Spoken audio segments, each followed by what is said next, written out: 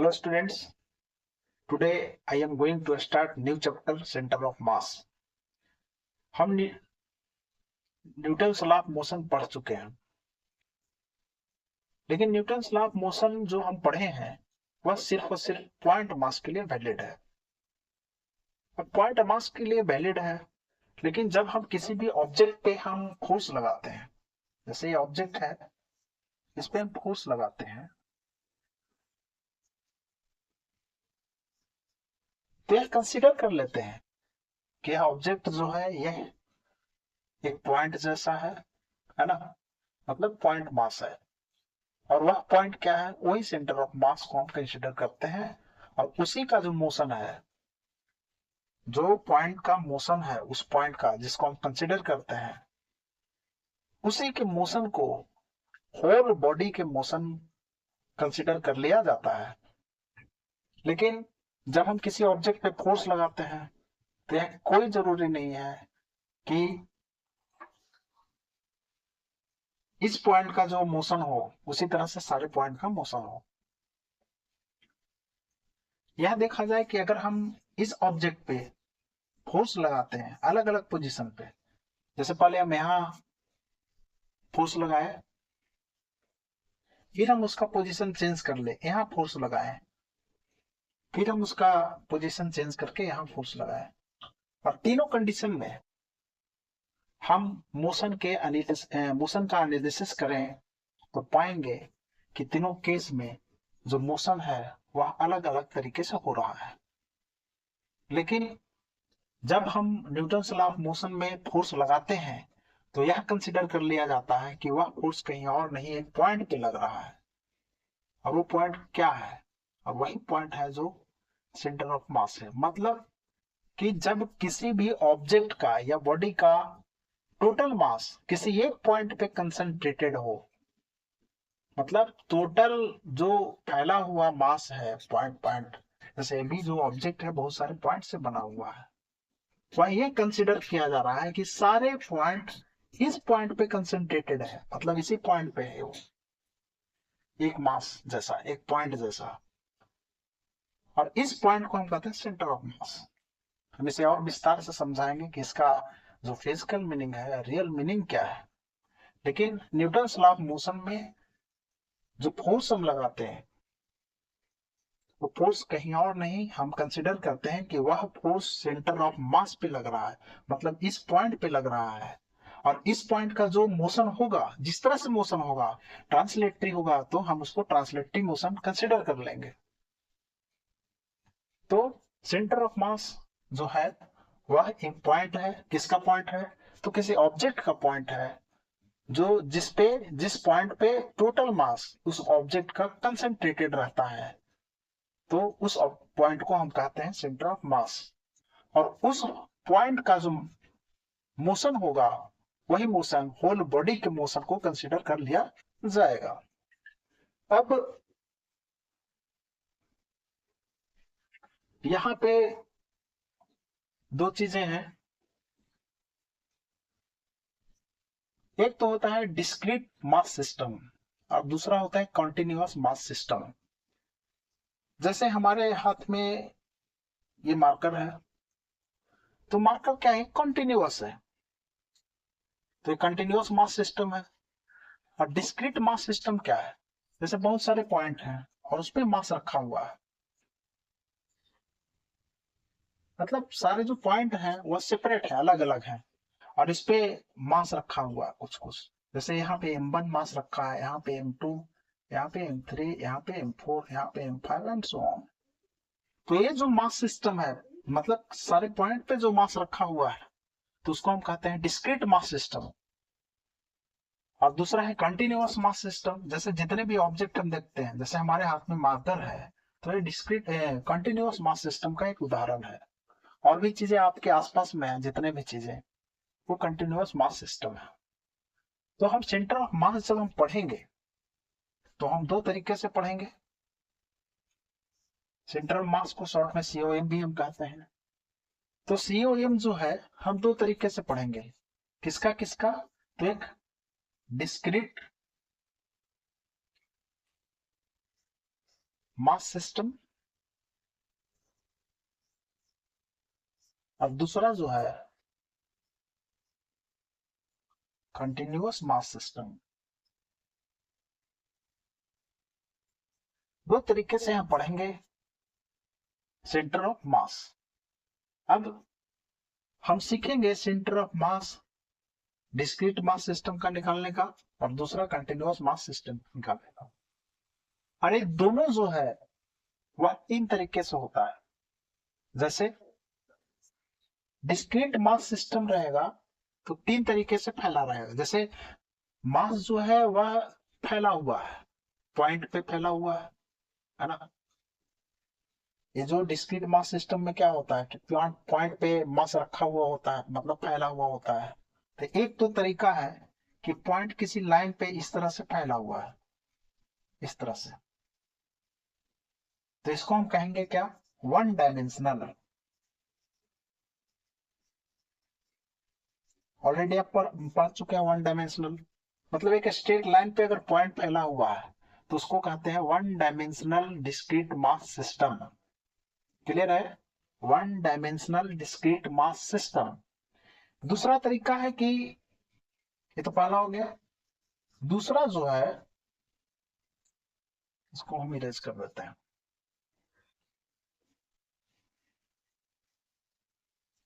इसको note down कर लीजिए।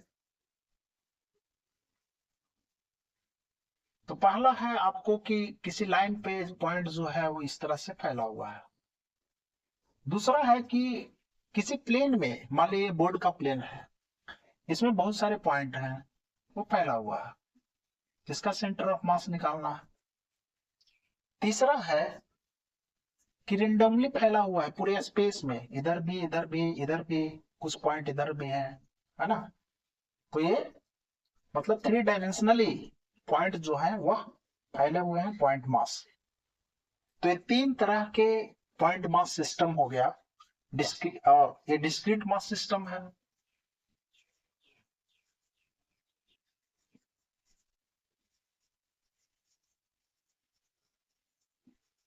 तो डिस्क्रीट मास सिस्टम में तीन तरह से होंगे। तो इसको हम कहेंगे वन डायमेंशनल, जिसको हम कहते हैं 1D डिस्क्रीट मास सिस्टम। ये हो गया आपका जो प्लेन में है, क्योंकि प्लेन में मास जो है वो फैला हुआ है, पॉइंट मास, तो उसको हम कहते हैं 2D two dimensional discrete mass system.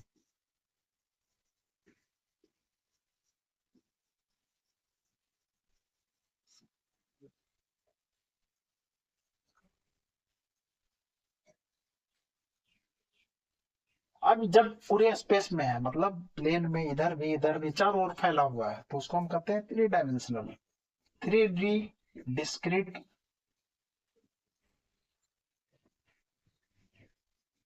Mass system. ठीक है, तो ये तीन तरीके से मास सिस्टम हुआ डिस्क्रीट मास सिस्टम में। अब आइए कंटिन्यूअस मास सिस्टम में। तो कंटिन्यूअस मास सिस्टम में क्या होता है, वह भी तीन तरीके के होंगे। जैसे आपका कोई वायर है, तार है, वह कंटिन्यूअस किसी एक लाइन पे फैला हुआ है मास। जैसे इस तरह का अगर मार्कर भी है तो ये क्या है, लीनियर है ना, वन डायमेंशनल है। तो इसको हम कहेंगे 1D कंटिन्यूअस मास सिस्टम।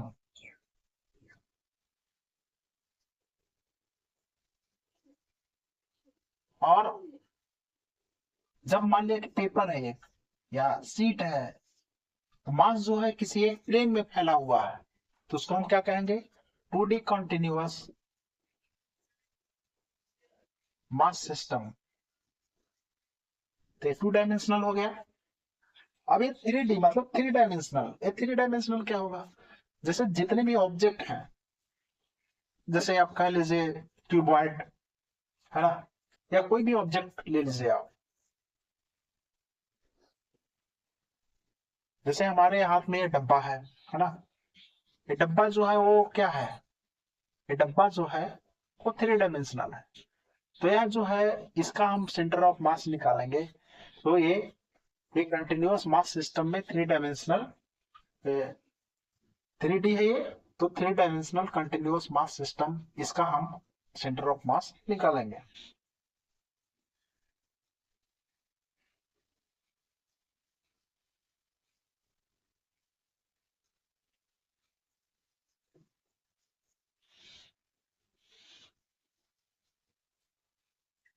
जैसे क्यूबॉइड है, क्यूब है, आपके आसपास में जितने भी ऑब्जेक्ट हैं, चेयर है, कुर्सी है, ईंट है, पत्थर है, जो भी है, तो वो क्या आएंगे, तुमको 3D में आएंगे। तो इसका हम सेंटर ऑफ मास निकालेंगे। इसके अलावे जो हमारे पास हमें जो पढ़ना है, इतना पढ़ने के बाद हम पढ़ेंगे बहुत सारे ऑब्जेक्ट्स हैं समूह में रखा हुआ है, उसका सेंटर ऑफ मास निकालना। तो अभी हमने 3 पहले बताया डिस्क्रीट मास सिस्टम में, 3 ये हो गया, 6, और एक और ग्रुप्स ऑफ द ऑब्जेक्ट्स, उसका सेंटर ऑफ मास निकालना हम लोग सीखेंगे। 6-7 तरीके से हम सेंटर ऑफ मास निकालना सीखेंगे।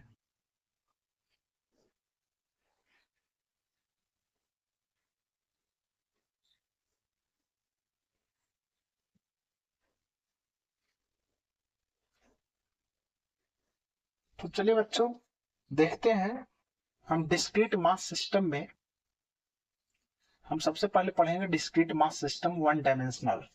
1 डायमेंशनल डिस्क्रीट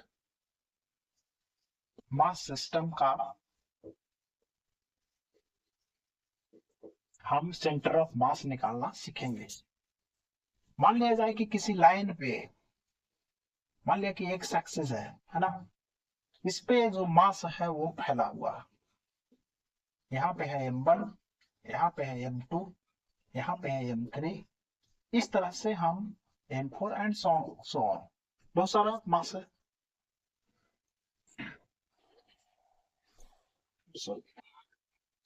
तो सबसे पहली बात कि हम सेंटर ऑफ मास सीखने से पहले सेंटर ऑफ मास रियली में है क्या, और हम कैसे इसको कैलकुलेट करते हैं, ये चीजें क्या है, तो हम उसके बारे में समझेंगे पहले, और उसके रिलेटेड क्या क्या से कंसेप्ट है। तो सबसे पहले एक टर्म डिफाइन होता है, मोमेंट ऑफ मास। क्या होता है मोमेंट ऑफ मास, क्या है? मान लीजिए कोई भी पॉइंट मास है जिसका मास है m, तो मोमेंट ऑफ मास जो है किसी भी पॉइंट मास के लिए किसी एक्सिस से परपेंडिकुलर डिस्टेंस और उस मास के प्रोडक्ट के बराबर होता है। तो जब भी कोई मास सिस्टम है, मान लीजिए m है और कोई a एक्सिस है, इसी के अबाउट जो मोमेंट ऑफ मास है वो निकालना है। तो इस एक्सिस से इस मास का परपेंडिकुलर डिस्टेंस, यहाँ पे कोई और डिस्टेंस नहीं, परपेंडिकुलर डिस्टेंस, मान लिया परपेंडिकुलर डिस्टेंस है आपका d, है ना। तो जो मोमेंट ऑफ मास है, मोमेंट ऑफ मास वह कितने के बराबर होगा, परपेंडिकुलर डिस्टेंस d इंटू ये पॉइंट मास का मास, मतलब ये जो पॉइंट है उसका मास, है ना। तो मोमेंट ऑफ मास जो है वह होगा आपको परपेंडिकुलर डिस्टेंस इनटू मास m। क्लियर है? अब मान लिया कि कोई बॉडी है, बॉडी छोड़ दीजिए, सबसे पहली बात कि कोई डिस्क्रीट सिस्टम है ये, या और भी हो सकता है, चलिए 2-3 हम ले लेते हैं पॉइंट, ये पॉइंट मास है अलग अलग। तो किसी भी एक्सिस के अबाउट, मान लिया एक्सिस है, इस सारे पॉइंट का जो मोमेंट ऑफ मास होगा वह एक पॉइंट होगा। ये मोमेंट ऑफ मास कितना हो गया, डिस्टेंस परपेंडिकुलर एक पॉइंट का distance into mass of the point mass. अब बहुत सारा पॉइंट है तो इसका हम मोमेंट ऑफ मास कैसे निकालेंगे, तो सबका अलग अलग डिस्टेंस है इस लाइन के अबाउट। तो लाइन है, लाइन का ये डिस्टेंस है, फिर ये डिस्टेंस है, ये डिस्टेंस है, चलो इसको यहां मान लीजिए, इसका ये डिस्टेंस है, मान लिया D1 है, ये D2 है, D3 है, D4 है ना। तो इसका भी कहीं ना कहीं हम क्या निकालेंगे, मोमेंट ऑफ मास निकालेंगे। अब मोमेंट ऑफ मास कुछ निकल के आएगा, है ना।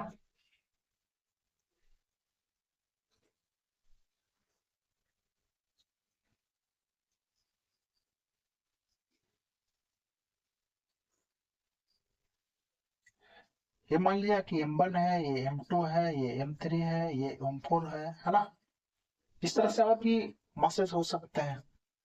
तो इसका मास, इसका डिस्टेंस है इस लाइन के अबाउट, लाइन से इस पॉइंट का डिस्टेंस है M1, तो D1 इंटू M1 प्लस इसका क्या होगा जी, D2 into M2 plus D3 into M3 and so on. बहुत सारा पॉइंट हो सकता है, कितना हम लिखें, इसको नोट डाउन कीजिए।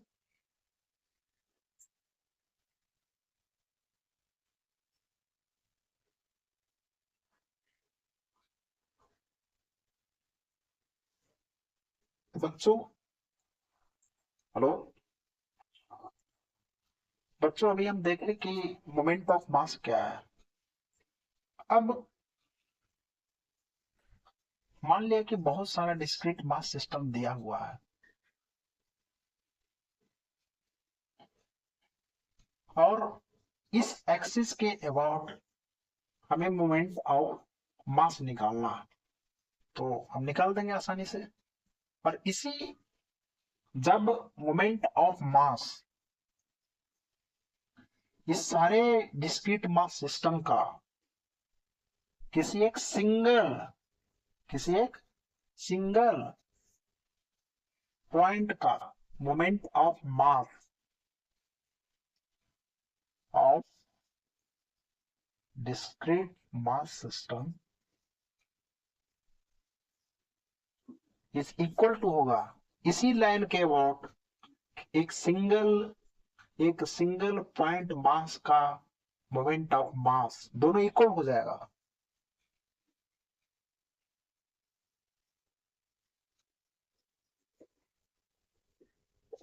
तब यह सिंगल मास या सिंगल पॉइंट जो है, पॉइंट मास, इन डिस्क्रीट मास सिस्टम का सेंटर ऑफ मास होगा। फिर से समझिए कि बहुत सारा पॉइंट है, सबका हम मोमेंट ऑफ मास निकाल लिए, और फिर एक पॉइंट है, ऐसा पॉइंट है जो सेम एक्सिस के अबाउट जो उसका मोमेंट ऑफ मास है वो यह डिस्क्रीट मास सिस्टम के मोमेंट ऑफ मास के बराबर हो जाए, तब हम इस पॉइंट मास को इस डिस्क्रीट मास सिस्टम का क्या कहेंगे, सेंटर ऑफ मास कहेंगे। ये बहुत आसान है, बस हम इसको डीपली इसलिए समझा रहे हैं ताकि आपको पूरा क्लियर हो जाए। तो चलिए हम सबसे पहले 1D डिस्क्रीट मास सिस्टम को समझेंगे।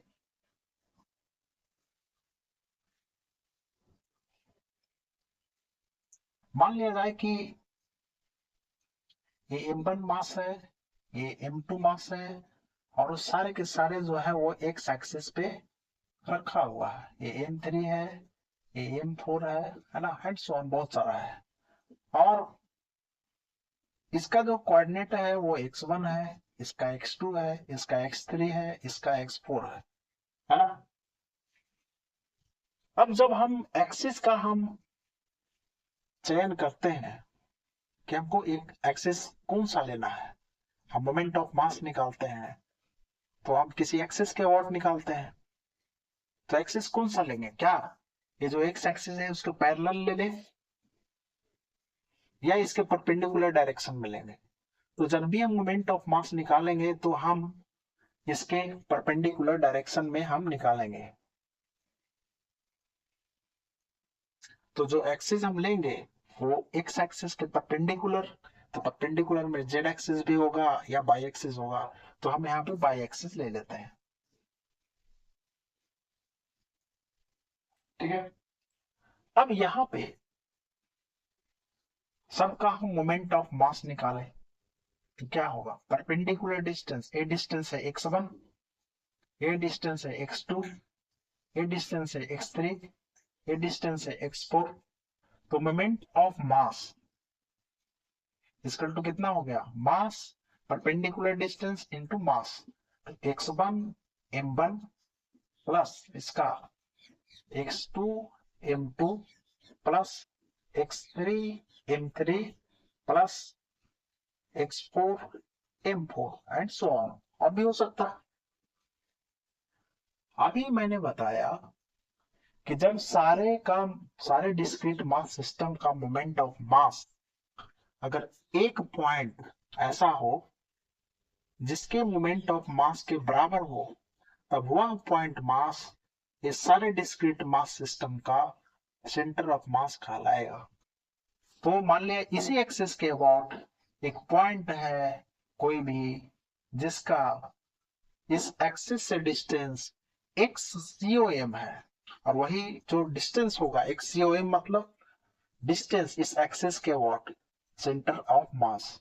तो यहाँ पे xcom इसका मास मान लीजिए m है, तो इसका मोमेंट ऑफ मास निकालिए इस पॉइंट का, मतलब इस डिस्क्रीट मास सिस्टम का पॉइंट मास ये है ये। तो यहाँ पे इसका हम क्या निकालेंगे, मोमेंट ऑफ मास। तो यहाँ पे मोमेंट ऑफ मास कितना हो जाएगा जी, xcom इंटू m। अब मोमेंट ऑफ मास इसका और इसका दोनों का इक्वल है, तभी तो ये सेंटर ऑफ मास होगा। तो दोनों के इक्वल कीजिए, xcom into m is equal to m1 plus ये हमको लेना है, तो x1 m1 plus x2 m2 plus x3 m3 plus x4 m4। That imply xcom is equal to क्या हो जाएगा, x1 m1 plus x2 m2 plus x3 m3 plus x4 m4 and so on by m। अब यहाँ पे m है क्या, हम centre of मास निकाल किसका रहे हैं, तो इस डिस्क्रीट मास सिस्टम का। और इस मास को हम ये मान रहे हैं कि यह एक पॉइंट पे कंसंट्रेटेड है, मतलब सारे मास को ना एक पॉइंट पे हम रख दिए हैं, ठीक है। और वो पॉइंट कहाँ पे है, तो मान लिया कि ये वो पॉइंट यहाँ पे है, यहाँ पे हम ये चारों पॉइंट को हम रख दिए हैं। तो टोटल मास कितना हो जाएगा इसका, m1 plus m2 plus m3 plus m4, और उसको हम माने हैं m, क्योंकि इसका मोमेंट ऑफ मास और इसका इक्वल है, और ये है मास m। तो यहाँ पे m हो गया, और a डिस्टेंस कितना है, ये वाली a डिस्टेंस यही सेंटर ऑफ मास है xcom। मतलब ये टर्म यहां हम ले आते हैं, दोनों में इक्वलिटी क्या थी कि मोमेंट ऑफ मास इसका और इसका इक्वल होगा मोमेंट ऑफ मास।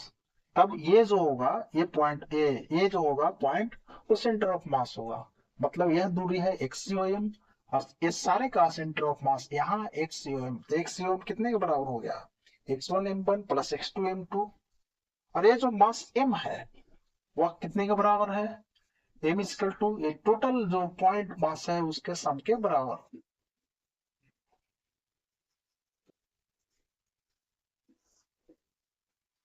ठीक है, तो हम यहाँ पे लिख सकते हैं xcom equal to m1 x1 plus m2 x2 plus m3 x3 plus m4 x4 by m1 plus m2 plus m3 plus m4। ये हो गया। तो जब लीनियर मास सिस्टम होगा डिस्क्रीट मास सिस्टम, तो उसका सेंटर ऑफ मास इतना होगा, इसको नोट कीजिए।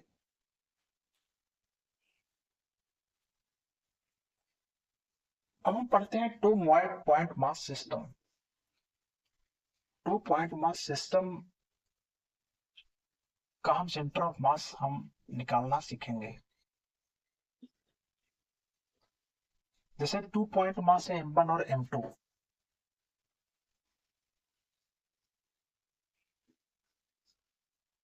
इसके बीच का जो डिस्टेंस है वह मान लीजिए डी है, ठीक है। तो इसका जो सेंटर ऑफ मास होगा वो कहाँ पे होगा? तो सेंटर ऑफ मास जो है कहीं ना कहीं इस बॉडी का हमें निकालना है। तो मान लिया जाए कि सेंटर ऑफ मास यहाँ पे है। सेंटर ऑफ मास है क्या? कहीं ना कहीं एक पॉइंट है, ठीक है। और वो पॉइंट जो है क्या है? वो टोटल मास जो है वहां पे कंसंट्रेटेड है। तो यहाँ पे मान लीजिए कि इस पॉइंट पे टोटल मास कंसंट्रेटेड है। अब हम एक एक्सिस लेंगे, एक्सिस कोई भी ले सकते हैं। मान लिया जाए कि जो हम एक्सिस ले रहे हैं वो M1 से होते हुए जा रहा है। तो अभी हम देखे हैं डिस्क्रीट मास सिस्टम जो एक्स एक्सिस पे रखा हुआ है वो इस तरह से था, AX1 AX2 AX3। तो जो सेंटर ऑफ मास था वो M1x1 plus M2x2 plus M3x3 by M1 plus M2 plus M3, इस तरह से। अब इसका हमको निकालना है। यहाँ पे x क्या है? यहाँ पे जो x है वह 0 है, क्योंकि ये जो एक्सिस है वह M1 से होके गुजर रहा है। अब मान लिया कि सेंटर ऑफ मास यहाँ है, ये है सेंटर ऑफ मास, और M1 से डिस्टेंस इसका है D1, और M2 से इसका जो डिस्टेंस है वो है D2, ठीक है। तो यहाँ पे सेंटर ऑफ मास COM कितना हो जाएगा? M1x1, मतलब M1 है आपका, ये हम एक्सिस ले रहे हैं, M1 यहाँ है उसी एक्सिस पे है, तो यहाँ पे x1 0 हो जाएगा। तो M1 into 0 plus M2, M2 कितना है? M2 इंटू ये D हो जाएगा। ये टोटल डिस्टेंस इस एक्सिस के वॉट हम निकाल रहे हैं, तो M2 into D by total mass, मतलब M1 प्लस M2। तो ये आपका आ गया centre of mass is equal to M2D by M1 plus M2, ठीक है। तो यह जो डिस्टेंस है यह D1, यही सेंटर ऑफ मास है। तो यहाँ पे D1 कितना हो गया? M2D by M1 plus M2।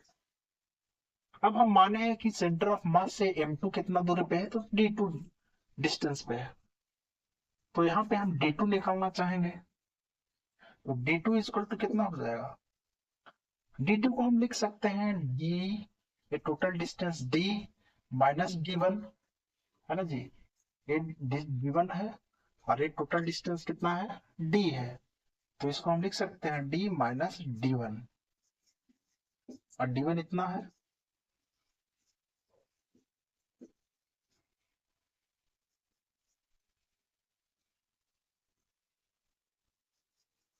इसको हम कैलकुलेट करेंगे तो आपको आएगा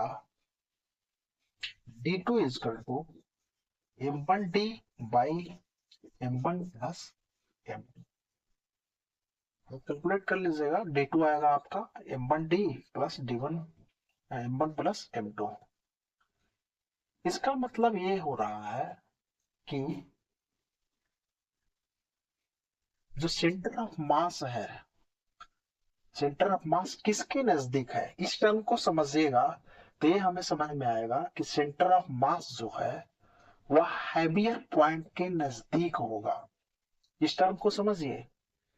मान लिया जाए, इसको और हम बेहतरीन तरीके से समझते हैं।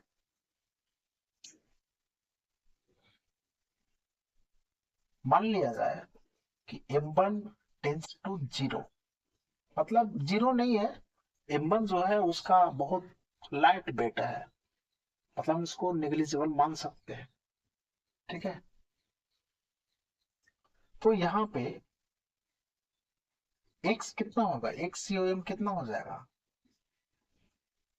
x COM कितना होगा बोलिए?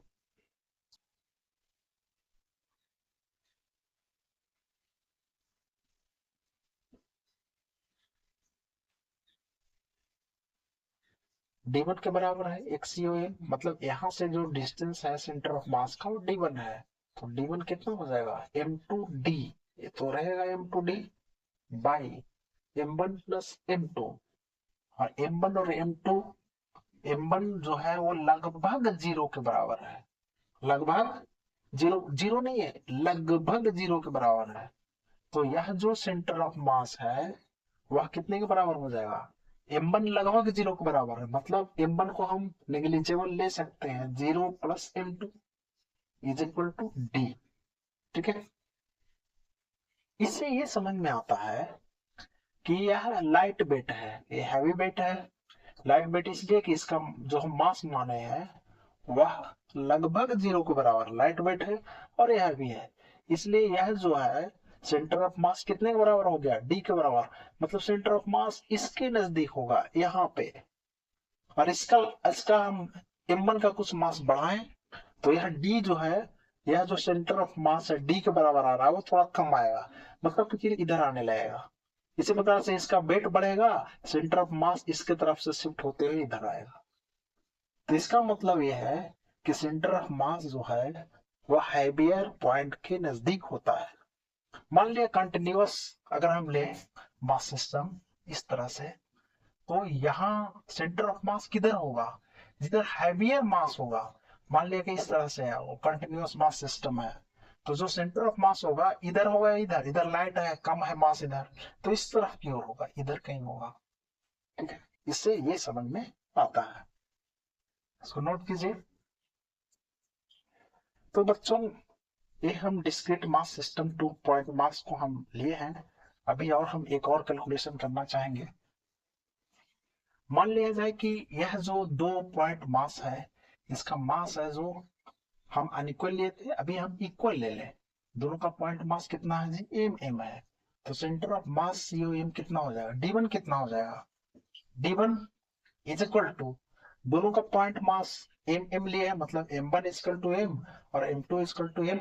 तो D1 कितना हो जाएगा, सबको M लिए है, M1 भी M, M2 भी M, तो कितना हो जाएगा जी, D/2 हो जाएगा। तो इसका मतलब ये है कि जब दोनों पॉइंट मास इक्वल मास के होंगे तो सेंटर ऑफ मास उस दोनों पॉइंट के मिड इन में होगा, बीच में होगा। तो अब हम नेक्स्ट वीडियो में पढ़ेंगे continuous mass system 2D dimensional में फैला हुआ होगा, तब क्या होगा, 3D में होगा तो क्या होगा, कंटिन्यूअस मास सिस्टम में क्या होगा। तो बने रहे जेके सर के साथ। तो हम लेंगे एक छोटा सा ब्रेक।